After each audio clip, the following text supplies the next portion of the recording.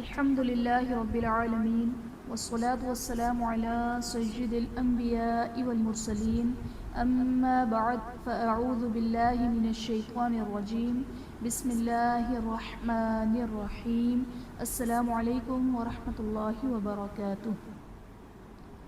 آج ہم انشاءاللہ عز وجل سورۃ البقرہ کی آیت نمبر 38 سے لے کر 40 تک کی تلاوت کریں گے اور انشاءاللہ عز وجل ان آیات کے قواعد سیکھیں گے۔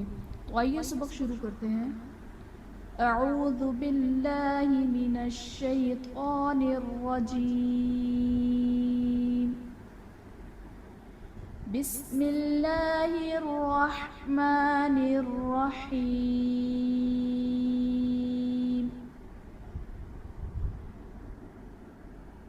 قُلْنَا اهْبِطُوا مِنْهَا جَمِيعًا۔ قُلْنَا اهْبِطُوا میں قاف اور طا حرف مصطلیہ ہیں، پر پڑھے جائیں گے۔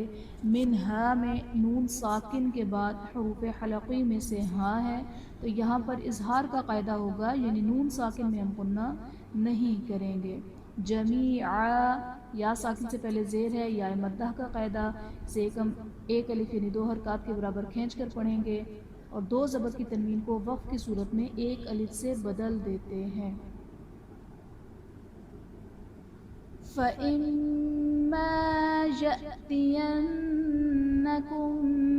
مِّنِّي هُدًى فَمَن تَبِعَ هُدَايَ فَلَا خَوْفٌ عَلَيْهِمْ وَلَا هُمْ يَحْزَنُونَ۔ یأتینکم میں حمزہ ساکنہ ہے، جھٹکا دے کر پڑھیں گے، اور میم ساکن کے بعد دوسری میم ہے، تو یہاں پر ادغام شفوی کا قاعدہ ہوگا، یعنی میم ساکن میں ہم غنہ کر کے پڑھیں گے۔ میم اور نون دونوں مشدد ہیں، منی میں یہاں پر غنہ کر کے پڑھیں گے۔ ہدیٰ فمن میں دال پر 2 زبر کی تنوین، تنوین کے بعد حروف اخفا میں سے فا ہے، تو یہاں پر اخفا کا قاعدہ ہوگا، یعنی تنوین میں ہم غنہ کر کے پڑھیں گے۔ فمن تبع میں نون ساکن کے بعد حروف اخفا میں سے تا ہے، یہاں بھی اخفا کا قاعدہ ہوگا، یعنی نون ساکن میں ہم غنہ کر کے پڑھیں گے۔ خوف علیہم میں فا پر 2 پیش کی تنوین، تنوین کے بعد حروف حلقی میں سے عین ہے، تو یہاں پر اظہار کا قاعدہ ہوگا، یعنی تنوین میں ہم غنہ نہیں کریں گے۔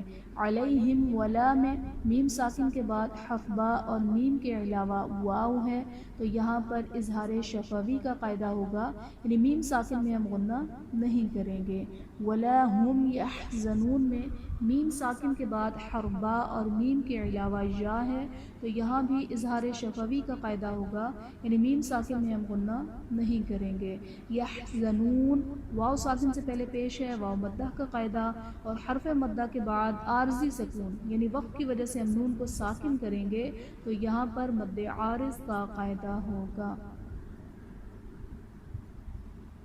والذین کفروا وکذبوا بآیاتنا اولئک اصحاب النار۔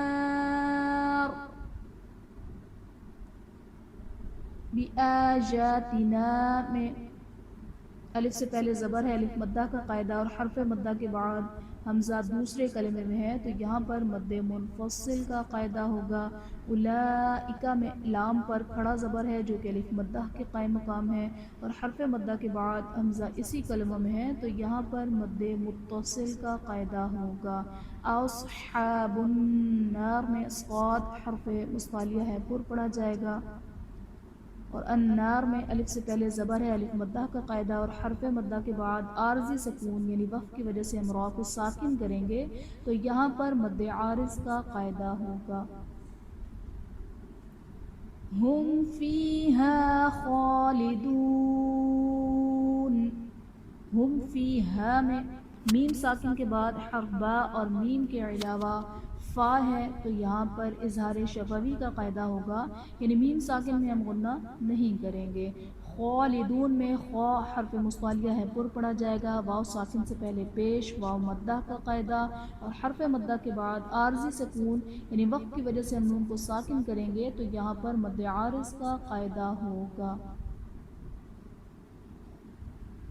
یا بنی اسرائیل اذکروا نعمتی التی انعمت علیکم، یا بنی اسرائیل میں یا ساکن سے پہلے زیر ہے، یا مدہ کا قاعدہ، اور حرف مدہ کے بعد حمزہ دوسرے کلمے میں ہے تو یہاں پر مد منفصل کا قاعدہ ہوگا۔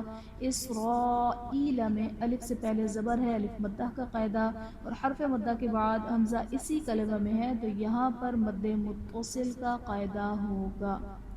نعمتی جلتی میں یا ساکن سے پہلے زیر ہے، یا مدہ کا قاعدہ، اور حرف مدہ کے بعد حمزہ دوسرے کلمے میں ہے تو یہاں پر مد منفصل کا قاعدہ ہوگا۔ انعمت میں نون ساکن کے بعد حروف حلقی میں سے عین ہے تو یہاں پر اظہار کا قاعدہ ہوگا، یعنی نون ساکن میں ہم غنہ نہیں کریں گے۔ انعمت میں میم ساکن کے بعد حرف با اور میم کے علاوہ تا ہے تو یہاں پر اظہار شفوی کا قاعدہ ہوگا، یعنی میم ساکن میں ہم غنہ نہیں کریں گے۔ علیکم و اوفو میں میم ساکن کے بعد حرف با اور میم کے علاوہ واو ہے تو یہاں بھی اظہار شفوی کا قاعدہ ہوگا، یعنی میم ساکن میں ہم غنہ نہیں کریں گے۔ علیکم و اوفو بعہدی اوف بعہدکم، عہدی میں یا ساکن سے پہلے زیر ہے، یا مدہ کا قاعدہ، اور حرف مدہ کے بعد حمزہ دوسرے کلمے میں ہے، یہاں بھی مد منفصل کا قاعدہ ہوگا۔ وَإِجَّایَ فَارْهَبُونَ، فارہبون میں واو ساکن سے پہلے پیش ہے، واو مدہ کا قاعدہ، اور حرف مدہ کے بعد عارضی سکون یعنی وقت کی وجہ سے ہم نون کو ساکن کریں گے تو یہاں پر مد عارض کا قاعدہ ہوگا۔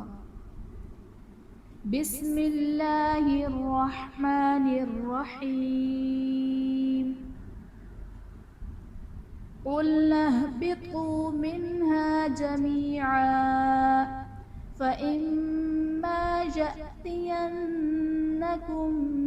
مِّنِّي هُدًى فَمَن تَبِعَ هُدَايَ فَلَا خَوْفٌ عَلَيْهِمْ وَلَا هُمْ يَحْزَنُونَ،